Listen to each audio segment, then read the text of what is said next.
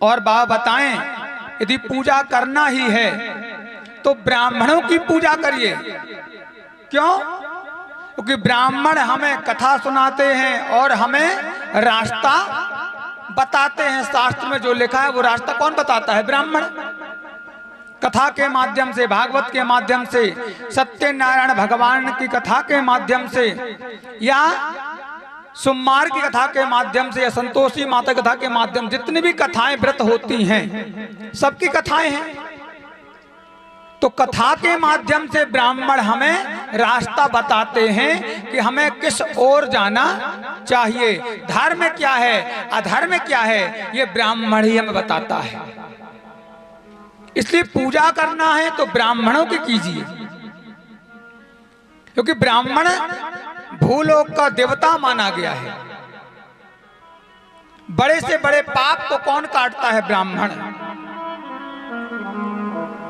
जय जय ब्राह्मण वंश की, जय हो वेद पुराण, और जय ऋषि भारद्वाज की, काटत पाप तमाम। ब्राह्मण एक ऐसा होता है जो सारे पापों को काटता है। कैसे? बोले अगर घर में किसी की मृत्यु भी हुई है तो सबसे पहले कौन भोजन करता है? ब्राह्मण। 12वें का जब कृत्य होता है तो सबसे पहले ब्राह्मण को बुलाकर जमाया जाता है। जब ब्राह्मण भोजन कर लेता है तब परिवार के, समाज के लोग भोजन करते हैं। अगर ब्राह्मण भोजन ना करे तो परिवार के, समाज के लोग भी भोजन ना करें। तो ब्राह्मण सबसे पहले पाप काटता है। और इतना ही नहीं, आपके धन को भी पवित्र करता है ब्राह्मण। धन को पवित्र करता है। कैसे? अच्छा एक बात बताइए, दान देने वाला बड़ा होता है कि लेने वाला? कोई बताएगा, मुझे जवाब देगा? आज हमारे बीच में मंगल नगर से पधारे हैं भैया हमारे भाई साहब, जो शिव महापुराण कराते हैं मंगल नगर में। आप लोग जानते होंगे यदि आप लोग गए हैं तो मंगल नगर में शिव महापुराण करवाया था। बहुत अच्छा सुंदर आयोजन हुआ था, दिव्य आयोजन हुआ था। तो आप लोग में से कोई बताएगा कि दान देने वाला बड़ा होता है कि लेने वाला? बताइए।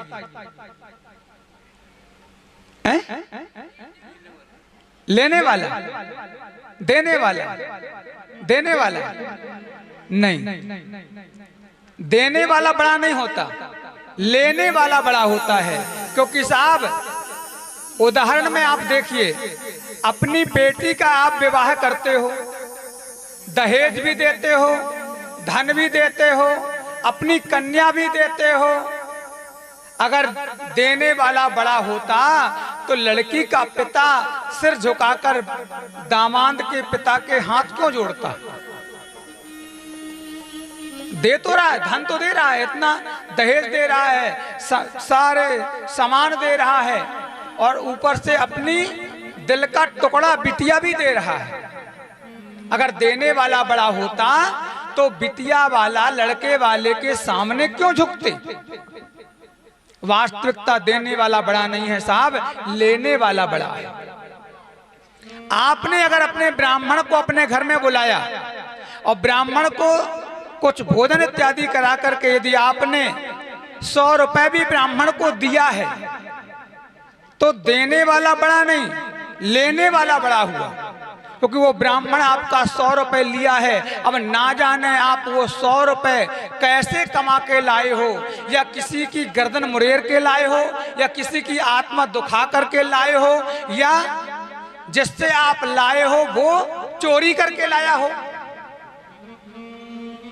तो आपने ब्राह्मण को दिया तो ब्राह्मण ले तो लिया 100 रुपए, लेकिन 100 रुपए लेने के बाद ब्राह्मण को बहुत कुछ करना पड़ता है, तभी वो पचता है, तभी पवित्र होता है। क्योंकि ब्राह्मण आपसे दक्षिणा लेता है साहब, तो ब्राह्मण रोज सुबह शाम गायत्री मंत्र का जप करता है, ठाकुर की पूजा पाठ करता है, मंदिर में पूजा पाठ करता है, तो वो आपका धन पवित्र हो गया, तो वो आपका धन पूजता है।